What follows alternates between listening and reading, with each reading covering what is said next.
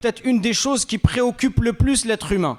C'est l'épreuve de la richesse et de la pauvreté, l'épreuve de l'abondance et de la privation.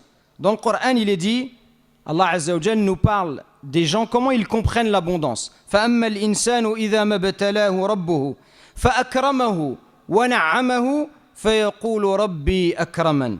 Quant à l'homme, lorsque son Seigneur l'éprouve en l'honorant et en le comblant de ses bienfaits, il dit « Mon Seigneur, il m'a honoré ».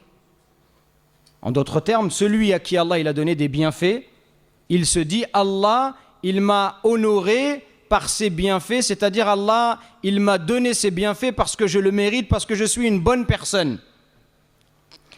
Quant à celui qui est pauvre, وَأَمَّا إِذَا مَبْتَلَاهُ فَقَدَرَ عَلَيْهِ رِزْقَهُ فَيَقُولُ رَبِّي أَهَانَنِ. Mais par contre, quand il l'éprouve en lui restreignant sa subsistance, il dit « Mon Seigneur m'a avili ». C'est-à-dire « Mon Seigneur, il m'a humilié ». En gros, quand je suis pauvre, il pense que c'est parce qu'il le mérite. Allah ne l'aime pas, c'est pour le punir. Qu'est-ce qu'Allah y répond? Il dit « Kalla ». Mais non, c'est une erreur de penser cela. Parce que cette manière de raisonner, elle est fausse. L'abondance de biens, les gens pensent que le fait d'avoir beaucoup de biens, ça veut dire qu'Allah, il t'aime. Et ils pensent que si tu es pauvre, ça veut dire qu'Allah, il t'aime pas. Et Allah, il dit non, c'est faux.